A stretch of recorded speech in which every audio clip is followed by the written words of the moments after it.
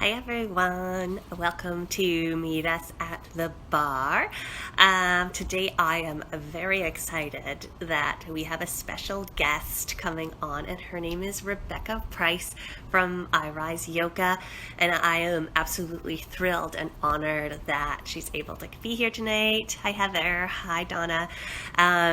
Yes, so we are really excited to have this conversation about changing the narrative in wellness and what we can do to make our spaces more inclusive. And I am just really, really excited about this conversation because I think it's one that is just needed. And I think it's definitely required, especially right now. And honestly, I'm sure some of this conversation isn't going to be comfortable. I think anytime we're challenging our beliefs or moving into an area that's uncertain, it can be scary and it can be uncomfortable. And I just need you to remember that the only way we can grow and change and transform and actually make a difference is if we do step into those areas, into those uncomfortable areas. So I'm really hoping that this chat will inspire you. I hope it will inform you. I hope it will allow you to maybe think about the way you think about wellness and yourself and challenge some of your beliefs and just open up your mind and your heart to accepting, I guess, accepting everyone equally. And I think that's what this is all about, right? Oh, I see that Rebeckah has joined, so I'll just wait till she get asked to join the live, and then we'll have her on here. Yeah, and we'll get started. I have a little intro for Rebeckah, but I'll wait until she joins. Awesome. I'm connecting her now. Do, do, do. All right. Hello. Hi, good evening. How are you? Good. How are you doing? Not too bad, not too bad. It's just been a busy day, so Yeah, it, I think I noticed, weren't you just teaching virtual talk right before this? I thought I was looking up your bio on the Heart House, and I was like, oh, this is really good. I want to share this. And then I'm like, wait a minute, she's doing a talk. right now, right, legit, yeah, legit. And it's a little different for me because I'm always like when I do my lives, I'm always asking questions, so it feels a little different for me to be asked the question. So it's just saying to it, one of my sons like now someone's asking me questions, so it feels a little different from what I'm normally used to. So, but Yeah. thank you for having me. Oh my God, thank you for making the time to be here tonight. Yeah, we're just like, I'm so excited for this because I think these are the conversations we need to be having. Definitely need to be had a long time ago, but I'm happy that we're having them now. I am going to do a little intro for Okay. you, if that's cool, just because you're so impressive, and I want all of our community members to know just how impressive you are. So I'm literally reading this off of the Heart House from U of T website, but I just love it because it goes so well with our brand, and I think it's everything we want our brand to be too. So here we go. So Rebeckah Price is a wellness advocate, diversity and inclusive activist, accessible yoga teacher, and the creator of I Rise Yoga Wellness. Do you go by Becca? Do you prefer that? I go by Rebecca. Is it- So Yes, Rebecca, it's Becca. Yeah, yeah. you believe that wellness should be accessible to everyone, and true self-care isn't fancy yoga pants and expensive spa treatments. And I agree with that. But rather about finding balance, meeting yourself where you're at, and working towards the best version of you. So your teaching style is inclusive and empowering, and for everybody, regardless of their shape, size, ethnicity, and ability. So I think that is just awesome. And when can I hire you? Thank you. um, Thank you. oh no, Thank thank you. you. And so I guess what we'll do to start is maybe you can tell us a little bit more about yourself, Mhm. your story, and how you came to start I Rise Yoga Wellness. So a little bit more about myself. As you guys know, I am a yoga instructor. I actually I started practicing yoga like 20 years ago, when I was pregnant with my first son. I just needed something to kind of like help me cope with like the anxiety of becoming a new mom and showing up in a space that was going to be like a completely brand new territory for me. I was like really overwhelmed by like all the information that was coming to me. So I had a lot of anxiety, and so yoga, I found a really cute little yoga studio off of Spadina on a second floor, and they had like some meditation and guided meditation, kind of like yoga, and I kind of like stuck with the practice. Fluctuated in and out just because showing up in spaces was always a little bit difficult for me and problematic because I always typically, for a long majority of time, was the only woman of color in this space. So it was just a really interesting space to occupy and be in. And I really enjoyed my practice, and I just started to show up in community a lot more, teaching and holding space for communities that aren't typically represented in yoga and wellness. So my background is community development and engagement. So I've worked on a lot of really interesting and cool projects across the city, internationally and in the US. So I had the opportunity to be working on building a community hub space in a community in Scarborough. And I was responsible for like bringing in service providers, creating all these things, and but I was also really connected to a lot of the youth. And we had an incident in the community, which really resulted in like, at the time, they're no longer in existence, Tavis, like coming into the community, doing a big raid, and like people really upset. And it wasn't really necessary the way they went about it. And I decided to just like take out my yoga mat and just like hold space for community to breathe. And that was essentially the start of like I Rise Yoga. At the time, I didn't really have a name. Um, I just started to work with the children and youth that were in the community around like teaching them different ways for us to be able to resolve conflict when we're feeling angry, when we're feeling frustration. How does that show up? How does that feel? And like learning how to breathe and stretch our way through these things. And then what ended up happening was that I had a whole bunch of parents come up to me and be like, oh, like what are you doing with my child? And at first I thought they were like I was going to get in trouble for it, because yoga does have a lot of like different understandings and representations depending on the communities, but they were actually like really intrigued, and they were like, whatever you're doing for my child, can you teach me how to do that? And so then I was just like, oh, this might be actually something here. And my yoga teacher, he was always saying like, I think you should become a yoga teacher. I think you'd be a really great yoga teacher. And I'd be like, whatever, no, that's not happening.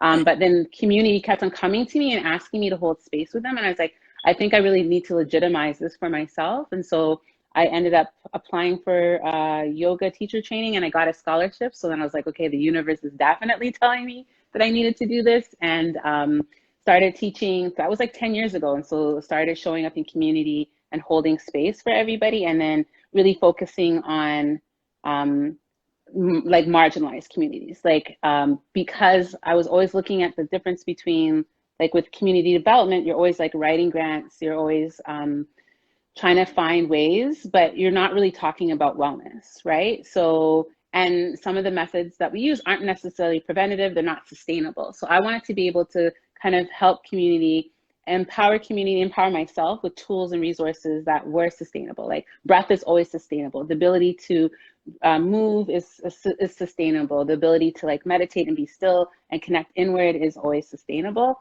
And have those tools and resources and connect it back to the larger conversation about like,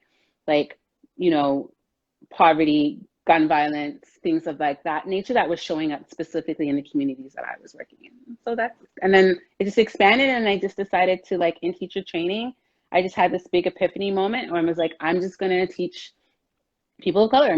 That's just going to be my focus. And everybody's like, you're not going to make any money. And I was like, I really don't care about that. I care about being able to show up and hold space for community in a way that my mother never had space to be held for her. And I thought that, you know what, at least there's an option. And if people wanted to choose me as an option and to see myself be reflected back and to see themselves be reflected back at the front of the room was a really important thing to me. Yeah. Oh my God. That's so amazing. Thank um, you. yeah. Congratulations on all of that and all of the success that you've had so far. Like, definitely deserved, well deserved. And obviously, yeah, was your calling. I love those little universe nudges. That so that's awesome.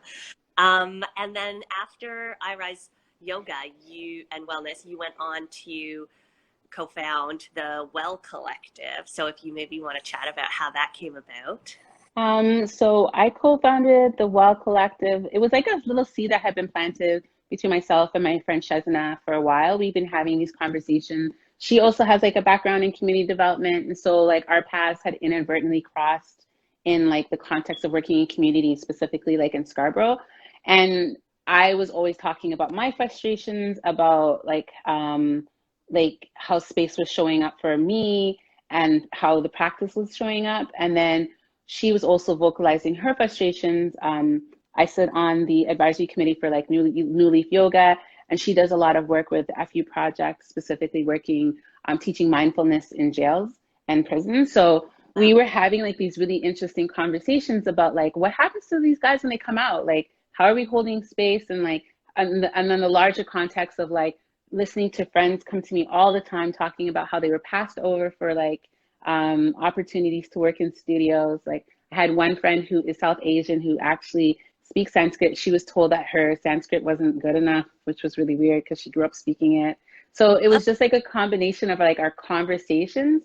And then we're like, what are we going to do about it? We can sit around and talk about this all the time, or we could do something. So we decided to found the Well Collective and we launched that actually in January of this year with a pop-up within the pop-up of Sweatfields, specifically focusing on representing BIPOC wellness practitioners.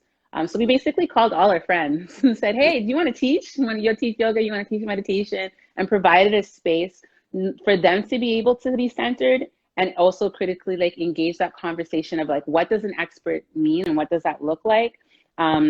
Providing a space for some communities to be able to reclaim practices that are already inherently indigenous to who they are, as well as give voice and change the face in terms of like how wellness is showing up in the city, considering that Toronto is like 53% racialized, right? So our wellness spaces don't necessarily look like the diversity that's around us when we're walking through like downtown Toronto or in our neighborhoods. No, and I think that's like such an important point to make aware. Like, I don't know how I was so blind before to this, and now like I see it everywhere. It's like I can't unsee how white wellness is. Yeah. Yeah. And I think sometimes that's just something that people like take for granted, right? So like you might not necessarily pay attention to it when you're in those spaces, but like when you are not white, you become very acutely aware of how not white you are Yeah. very, very quickly. And so for us, like even through the Well Collective, it was about having that larger conversation and then providing an opportunity for like, for instance, for you, like you might have never had a Black yoga teacher, for instance, right? You may never like, so for you to be able to come and practice in a space with us where like you now are being taught by BIPOC wellness practitioners, and that might be your first time or instance being in a space where the person who's standing in front of the room doesn't necessarily look like you, and the people inside the room might not look like you, but you're still learning and gaining vital information and healing and practicing wellness as it shows up for everybody, like collective wellness. Yeah. Yeah, and I love that. And I think that's so important that we all can experience something like that, because I think it's truly like transformational, I guess. And I don't know. I don't know. It's just so insane to me now. Like every, like, I don't know where the last like 30 years of my life, like how I was so blind to all of this. So it's just, yeah, it's just so enlightening, and it's so good that we're having these conversations now. And I'm really hoping that like together we can actually see a big positive change, especially in the wellness space. But obviously that has to start at the top down and with policies and economics and things like that. So it's just, Yeah. And I really want to emphasize here when I'm talking about like diversity and inclusion, because everybody always seems to like pigeonhole me. I also want to like also say that like when I'm speaking about diversity and inclusion, I'm also talking about like who like body sizes, abilities too as well, right? Like Like, do you have to be a size 2 to be considered healthy? Is someone who's a size 12 or 14 healthy? Like, what does Yeah. that look like? What is our understanding of what that looks like, and having that representation show up in the front of the space too as well? Someone who might self-identify differently than others. Like, so when I'm talking about diversity and being really inclusive of, I'm talking about being inclusive of everybody, Right. because everybody has the right to wellness. Everybody has the right to be well. As my friend Navi always says, like, wellness is our sovereignty. And so we need to be able to be mindful of what that looks like and how that shows up, because that can be the difference between having someone feel comfortable in a space and not feel welcomed in a space, just by who's at the front of the room and who are we centering to as well, right? Hmm.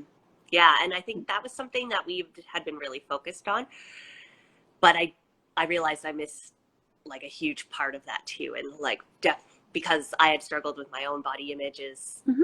something personal to me, but then I had my blinders on for like, okay, this is the only thing that matters about health and wellness. And Mm-hmm. now is realizing, somebody, I think Michelle commented in there that I'm going through the awakening, and I am 100%. I'm still going through the cycles of grief right now, and every day I either feel angry or mad, or, and I know that's obviously something I'm working on. And why I wanted to bring you on too is to, because yeah, what I have to say right now is not important. It's what you have to say and what you've seen in your experiences. And I really want that to come through. So that's why I'm going to ask you your next question before I keep talking about myself. Um, so, um, yeah, we sort of just talked about this actually, where you said what you sort of see and commonly see in wellness spaces and what you see in wellness narratives and what we're missing, and how are we missing the mark right now? Well, I mean, you can walk into any space, and you know what? You don't even have to walk into a space. Like, it could be like magazines. Like, it's wellness is so old, like, well, like overcompensate, like, encompassing so much of things, right? And then also like how wellness shows up in our products. Like, you know what I mean? Like, I'm vegan. There's lots of like people of color who are vegans, but you don't necessarily see that reflected back in like the advertisements or the media as well. And then when you're actually physically going into some of these spaces, they're very white spaces, right? But you're actually using tools and practices that are appropriated from the same like communities of color. So that's the ironic situation. It's that like I can walk into a very white yoga studio and people will be playing hip hop music, but the teacher doesn't look like me. The people who are practicing doesn't look like me. So there's elements that have been appropriated from my culture that are welcomed within that space, but I physically, my presence might not necessarily be welcomed, right? And so for me, when I'm looking at wellness and when we're talking about wellness and decolonizing wellness, it's about looking at all the ways that all those things intersect, right? And that create opportunity and lack of opportunity for people, right? And the practice of being able to cultivate wellness within and collectively as a community is like really important. And so when I'm looking at wellness, I'm looking at like the structures that are in place, the policies that are in place. I'm looking at media. I'm looking at how inclusive the reach is too as well. I'm looking at the voices that are always continuously elevated, right? Versus some voices that aren't, who are pretty much saying the same thing, or maybe saying something, even the voices that aren't elevated saying something a lot better, and how that shows up and how that is represented. And you know, the fact of the matter is, specifically focusing on the yoga industry in particular, that pretty much is a practice that originates from like Africa and and Asia. And it's just really interesting how that doesn't necessarily reflect back in terms of who you're seeing centered in the room. And then also that larger conversation about like how wellness shows up for us in terms of it being something that like has to be something that's really strenuous, right?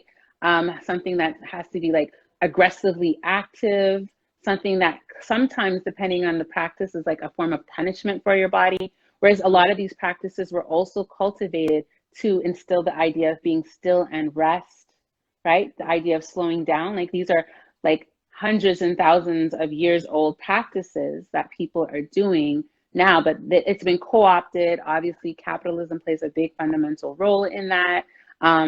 And then how does that shift from like when it was in East Asia, when it was in Africa, like when it was all these different places, and then it shows up differently, right? And then it shows up and it becomes very, very white.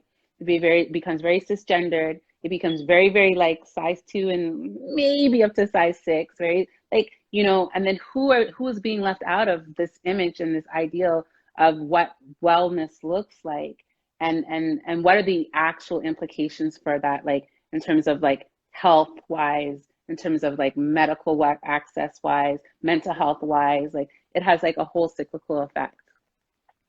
Yeah, that's just insane to me. But you're so right. Like all of those, like everything you said is just so enlightening. And yeah, just the conversations we need to be having and where we need to really be changing and make changes. So, um, yeah, I will definitely be like thinking about this as we start to make changes in our space too, because I think unconsciously I had been like definitely not making some people's voices heard, and not some of their messages aren't heard. And it's yeah, obviously I'm not the only Yeah. one that's done this, but it's just And I it's think yeah, it shows up really interestingly too as well, because like I've had conversations with people around like, who are you even following, right? Like you know, that conversation of like how diverse is, like a lot of us like to walk around and think that we're woke, right? Like I woke up, yeah, yay, right? But it's not necessarily like, it's only on a superficial level. Like even if you go like scroll through your feed and like, who are you following? Whose yeah, voices are you amplifying to as well? And like if your feed ends up being like a feed that looks kind of like you, then it's not as diverse as it needs to be able to even have moments where you can like learn something different, or understand or practice different, or engage with content a little differently too as well. And so for me, like, you know, one of the activities that I do when like I do like trainings and stuff like that is just have people like assess like their private life, their personal life, and then their social life, like online. And then people start to see those gradients, because in certain spaces you have no control of how things show up, right? But in other spaces you're actually actively right, choosing how people show up and who you're showing up for. And that's like the other unpack, like the larger conversation that a lot of people need to kind of start working on unpacking, because then you're realizing like I'm actively choosing to click that follow button for you, but maybe not for me. And yeah, why is that, right? yeah, So yeah. That's such a good question. And like I think about like personally where I live, and it's like primarily white. mhm. And before I would think that, yeah, it's because I'm just immersed with white people. That's why that's the only people I see. When really, like, I look at my feed before um, Blackout Tuesday, and I didn't realize like all of it was people that looked just like me. And Mhm. now I know why, like I had made all these other decisions in my business up until that point. So it's very interesting and very enlightening. And yeah, I And just that kind of also like just highlights the fact of like how that's a privilege to be able to do that, right? Whereas like if you're a person of color, you have to thrive in a space of whiteness. Like you have no choice. You know what I yeah, mean? And so we don't actively like, I mean, we have a choice in terms of like diversifying our feed and all that kind of stuff, but how we show up in spaces and how we're shown and seen in spaces isn't really our choice. Like we can actively engage in certain elements, but we are like the privilege to be able to see that or not see that isn't really given to us too as well, right? So that's how it shows up a little bit differently when you're thinking about like mm-hmm. how these spaces work and don't work for like communities that are typically underrepresented. Yeah, yeah, that's a really great point too. So I'm glad that you brought that up. And I think that goes well into our next question, which was around unpacking privilege. So Mhm. that came up a lot on your Well Collective, and I'd love it if you Yep. could dive into that a little bit more for us. So, got privilege was just again like Shazana and I have these really interesting discussions. If you could be a fly on the wall when we have these discussions, but it just in terms of just being able to like part and parcel of how we're gonna have to like decolonize wellness, decolonize like structures that have put people in certain places is to really acknowledge how privilege plays a big, fundamental, and critical role on how we're able to show up, right? And so, like, you know, we preface that conversation with the understanding that everybody has privileges. Like, I have certain privileges just based upon like even the color of my, like how deep my complexion is or how not deep my complexion is, the ability for me to be able to say that I had access to like a post-secondary education, the neighborhood that I live in, and all those things. And all those things lend a certain privilege. And with that privilege, you kind of see the world differently. You're able to pass judgments a little bit differently. And how does that privilege then intersect in terms of how you show up, specifically when we're talking about privilege and wellness as a wellness practitioner, right? And so there was like a time there were things were floating online where people were like, oh, you can buy, you know, a pair of shoes for this, you can buy this, you can do this, but you don't want to pay, you know, $20 or $40 for a yoga class or whatever. That's operating from a position of privilege, because that's not understanding like the socioeconomic or the political factors or all the other layers that kind of like intersect with someone's identity, right?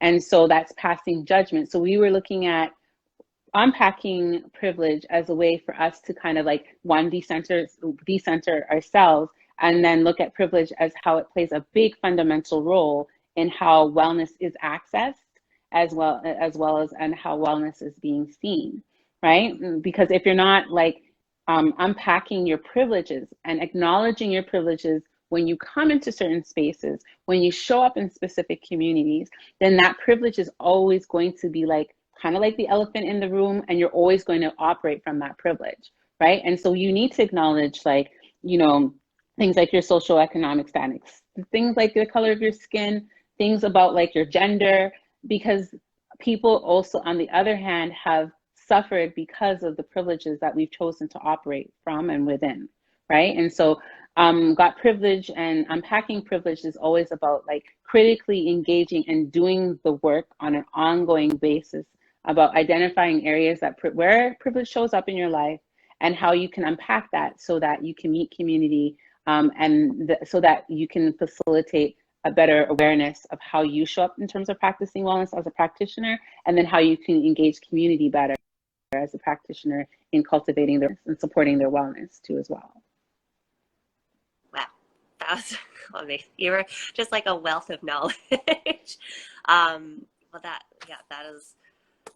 that's awesome. And I think, well, I hope that we're all starting to do that now, and I know I'm starting to unpack my privilege, and it's a bit scary. And it's an ongoing thing, right? Like, privilege is not like something like privilege is going to be there, right? And so like I think it's really like, even when I was working in community, I am very acutely aware of how I show up, right? And you have to become very acutely aware of how you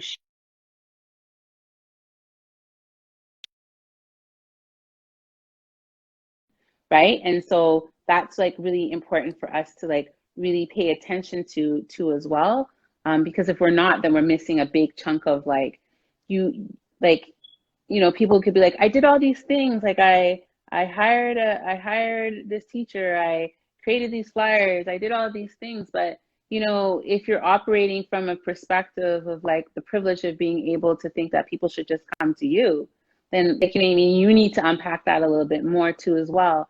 Like, and if you're operating from the privilege of like thinking that like it's okay to just be within the setting that you are, then you need to unpack that too as well. So like privilege is something that, you know, is a colonial construct that is basically done and designed to kind of like separate people, make people see the haves and the have-nots. And you know, in certain like countries that were colonized, like a really detrimental tool that led to people like, you know, thriving and surviving, like literally, right? And so, you know, having that understanding and carrying that forward as you continue to do the work and as you continue to show up with the understanding that it's something that's a continual thing. Like you always have to constantly be checking your privilege. It's always constantly something that you have to work on, because unpacking privilege goes in tandem with like anti-racism work, anti-oppression work, and all those other things that they're all like interconnected. Mm-hmm. Yeah, Yeah. that's Good, such good advice. Like, I feel like all of these conversations are just so life changing. And like, I've been reading and so much lately and trying to, like, I thought I was a lot further ahead in my awakening, I guess. And now I feel like I'm back at the beginning again because you're just bringing so much. It's such good information, but it's challenging me, and I in a good way. So I'm glad that we're having this conversation because obviously I need it, and hopefully the community needs it too. Um, so okay, so the next question was, why is it so important to you personally and to your organization that you see and help us see a change in the wellness space? Hmm. It's important to me because I think, like I said before, like everybody has the right to be well. Like I always say this, like wellness is inherent in our DNA, right? Like everybody has the capacity to care.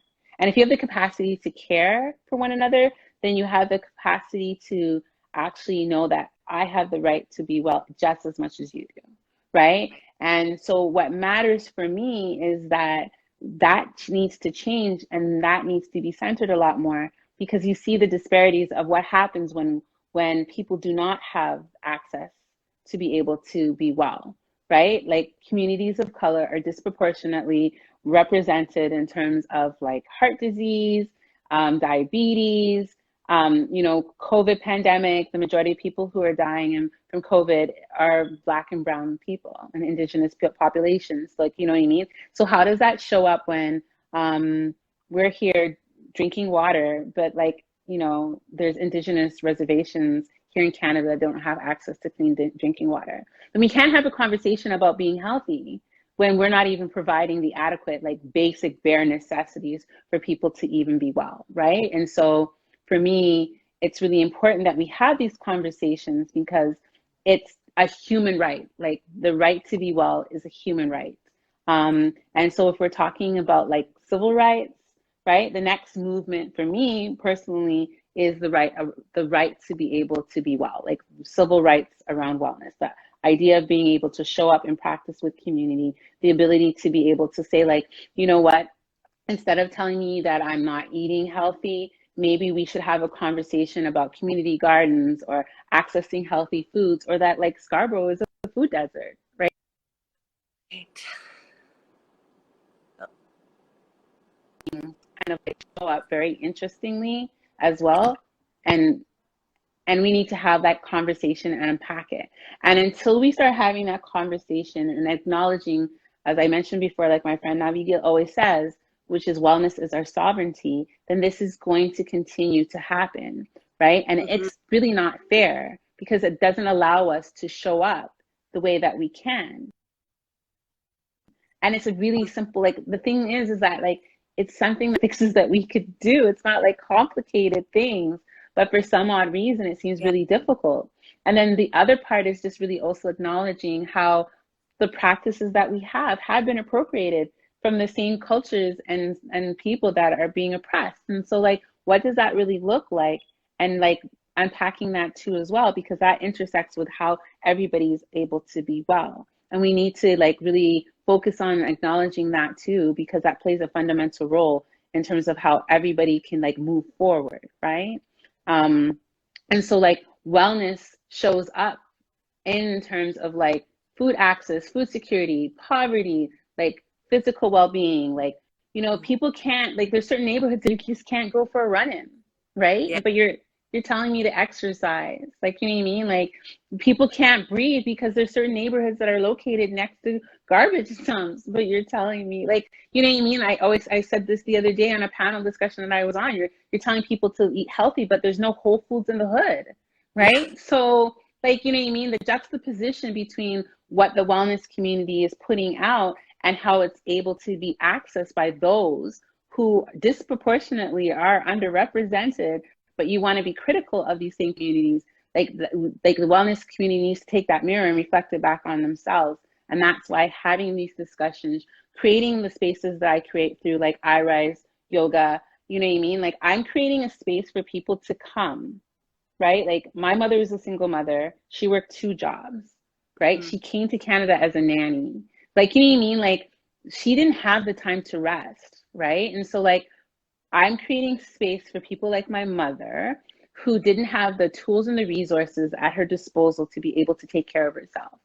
And part and parcel of that is allowing community that like Black women, brown women, indigenous women to be able to show up and and legitimize the idea that it's okay to take care of themselves, that they are worthy to take care of themselves too as well. And they deserve that, right? And so, you know, like creating the things that we're creating and creating the things that I'm creating and other people in the city are creating, it's part of like reclaiming spaces, it's part of taking up space, and it's part of like critically engaging in a very important conversation about like, you know, having access to certain things and not having access to certain things. Mm. Holy shit, that was like well said. I think we could just like do a mic drop. Interview is over. You said it all. Oh my God. Yeah.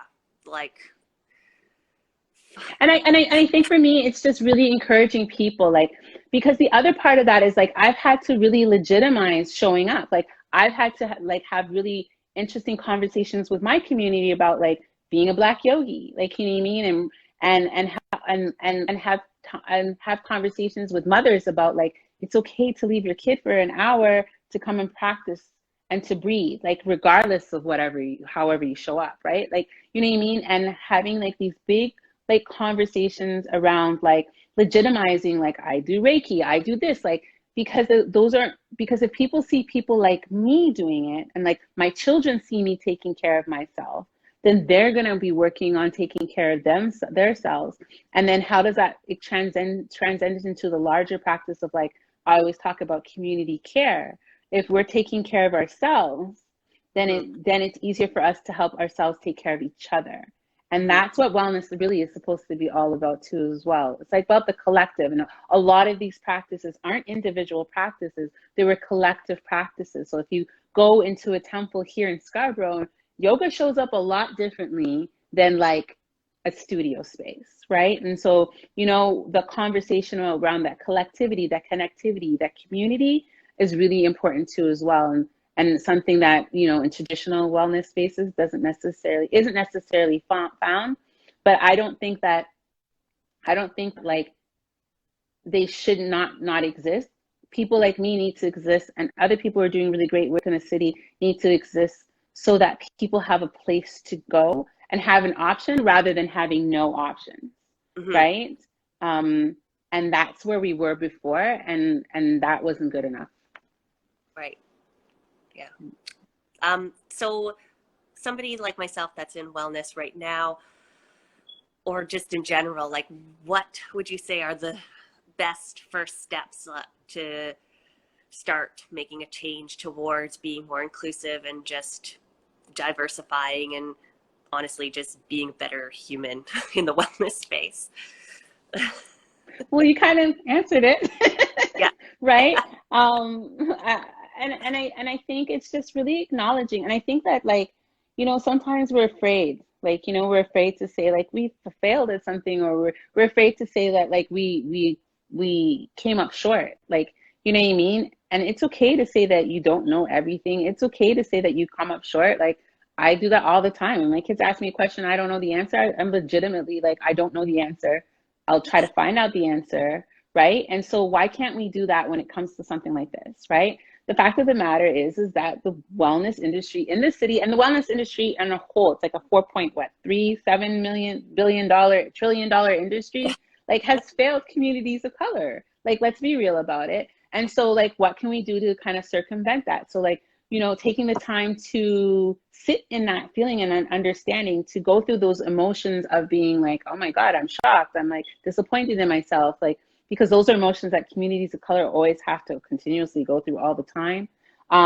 Taking the time to educate yourself and really like learn, like listen, but also when you're practicing like anti-racism work, like really try to seek out, you know, other BIPOC wellness professionals who center that understanding too as well. Like learning about racism from someone who actually experienced racism is a lot different than learning about racism from someone who hasn't, right?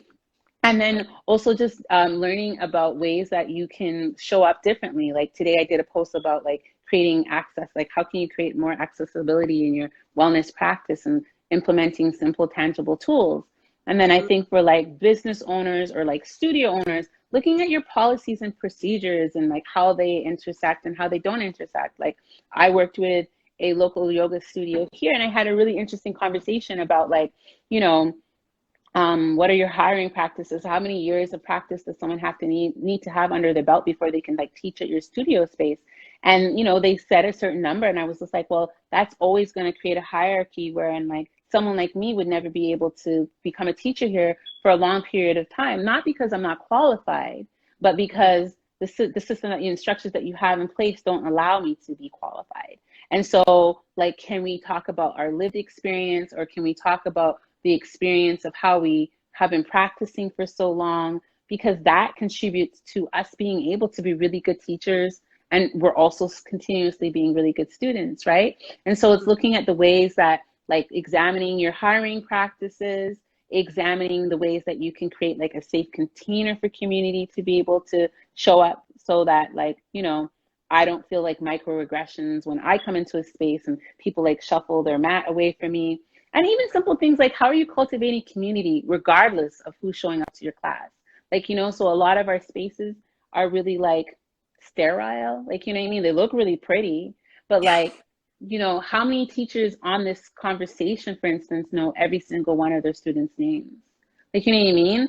And like, how many of us actually critically like sit down or stand up or whatever we're teaching, like have a conversation with our students before we even begin a practice? Like a lot of it is very like, it feels like, you know, when you go to a doctor's office, we all complain when we go to a doctor's office about like being rushed out, like, yeah, and then bye. And sometimes that shows up in wellness spaces too as well. So then how also are you as a studio owner, as a teacher, as a wellness practitioner, also cultivating community so people actually feel welcome, like they can stay a little while, because then that changes conversation of how people are able to show up in spaces too. So like those are a couple of like quick and easy like fixes, steps and tips, and also acknowledging and knowing that it's a continuous thing. It's something that goes on, and you always have to continuously engage yourself and really reflect that. And then also like really engage in like deconstructing like anti-Black biases and racism, deconstructing like this anti-racism and anti-oppression, and developing policies and procedures around that and how that shows up in your space too as well is really important. And then even as teachers, really having a conversation about like just how much of your practice is really appropriated, right? And are you appropriating, or are you honoring that practice? And if you're appropriating, be honest with yourself and find ways to be able to kind of like shift that narrative, centering yourself within that narrative, and then creating an opportunity for you to actually like show, like get some education around it, and show some appreciation, not like appropriation. Yeah, that's a great point. Holy crap. I like never would have even thought of that until right now. So I'm very grateful that you brought that up. And all of those pointers were like so good, and just bite-sized things that we can start to work on right now so that we can continue to get better and continue to work on this. But I think it's important that we start, I think. So you have an event coming up. Is it tomorrow or Friday? Your Unwell event? Unwell is June 22nd, so Monday. Oh, Monday. Yeah. Monday. Oh, knew it was soon. Yeah. So tell us a little bit about that and how our viewers can join in for that too. So on June 22nd, the Well Collective will be another panel. Well, it's a town hall actually called Unwell, and it's looking at the politics of racism, specifically anti-Black racism within the context of wellness. Because if you can understand anti-Black racism, you can pretty much understand every racism that exists. And so we've invited, I would like to say, an esteemed panel of experts to be able to lend their expertise and their voice to really allowing us to see how wellness shows up in the, like how biases and racism shows up within the context of these spaces, and then what we can do about it, right? So if you have we have Paul Taylor from Future, for instance, he'll be coming in and talking about a lot of the research that he did around food security. and having an understanding of those statistics really helps. Like if you're a registered nutritionist, if you're someone that's like even just like from a holistic lens, like how does and with the practice that you're offering and giving. So like the whole entire concept of Unwell is like premised on the idea that like if one community isn't able to be well, then all communities are unwell, right? And so we're looking forward to engaging within a wide range of discussion, because wellness shows up when it comes to a lot of things in the city. Like people don't just decide to pick up a gun and become a member of a gang. There's a lot of variables that go into that transition. But what are the factors that led to that, right? And how much of that is connected back to one's wellness, mental wellness, physical wellness, like they're all interconnected. And so we're having this panel discussion to really unpack that, what that shows up as, and then finding ways to move forward, like individually as practitioners, and then collectively, again, going back to that whole entire cue around collective community care. Awesome. So that's Unwell. Right. Yeah, I signed up for it, so I'm excited to listen in, and I hope that everyone listening here does too. So to say that you are inspiring would be an understatement, but I'm definitely think you've inspired us, and I know you're inspiring a lot more than just us here. You're inspiring so many people. So who inspires you, and where do you get your inspiration from? This question, I was like, maybe we wouldn't get to it. Because it's a hard question. For me, I mean, right off the bat, my children inspire me. My children are like the reason why I show up the way that I do. Specifically because I just want them to live in a different place and try to survive. I don't want them to survive. I want them to thrive in a different world, right? I don't want them to face half the struggles that I've had to face. And I'm acutely aware of that because they're boys, and how they're going to be perceived when they leave my house, like, you know, as young Black men and as Black men is really important. So my children are a constant inspiration to me. Through them, I see the world differently. I engage the world differently, and they bring me a lot of joy. And then my community. And by community, that means like friends and family, and like friends like that I've made along the way, specifically in terms of our ability to be continuously resilient and to continuously like show up no matter what.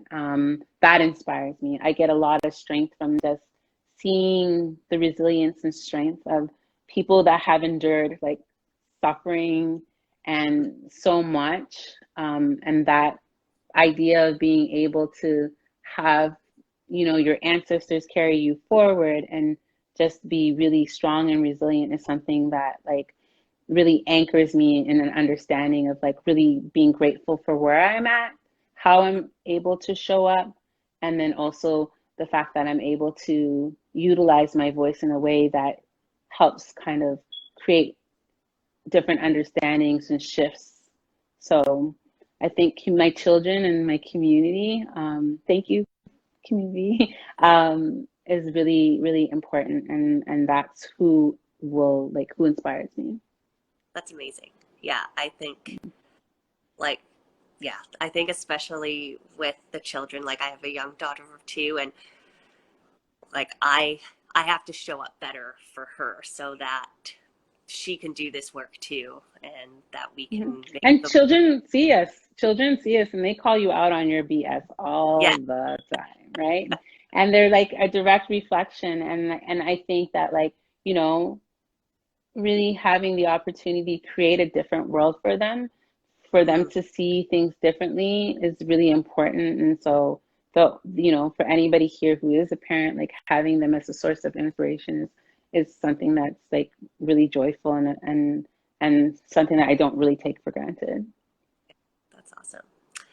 Okay, so where can people find you, follow you? How can they support you? What can they do to get more of you in their life? So you can find me on Instagram here at I Rise Yoga and I Rise Yoga, or you can follow us over at the Well Collective TO. And you can support my many different ways, donations, support like the offerings that like I bring forth or we bring forth collectively into the community, as well as like always you can like if you have questions or you want to slide into my DMs. I do like trainings. I offer a lot of different things for community, and then also just another way of support is just like really take the time to critically reflect and engage in the way that you're showing up and then find ways to show up better, Yeah. right? So like that also helps people like me do the work. And so taking the time to actually engage, listen, and be dedicated to shifting the narrative of what wellness looks like and how it can look moving forward is also really important because you know make my job easier, and then more importantly, it allows a lot more wholeness and allows a more holistic representation of how we can all be together. Yeah. So Oh, those are some ways. that's amazing. Well, thank you. We will be definitely Thank making you. so that you guys can keep doing what you're doing because it's so important. The work that you're doing is important. And yeah, we'll be continuing to share what you're doing and following you and learning from you. So thank you so, so much. You are such an Thank inspiration. you. Thank Oh my God, you. Thank you. blew my Thank mind you for tonight. having me, and thank you everybody for like joining in and taking the time just to kind of like, you know, I'm kind of a shy person. I usually don't like show up online like that often. Oh, So, you know, thank you for letting me like have this platform to be able to have a conversation and engage with your list, like your viewers and your like your clients and your community, and as well as having the opportunity to bring my community into this conversation too as well. I saw some of them, you know, popping up here, making comments too as well. So yeah. yes, I thank you. Oh my gosh, I think you inspired so many tonight. So yeah, we are very lucky and grateful to have you. So yeah, we will talk to you again soon. But Yes, yeah, make sure to yes. follow her and check her out. I Rise Yoga, the Well Collective. You're doing amazing things. So keep doing what Thank you're doing. you. Thank All you, right. thank you, thank you. Bye everyone.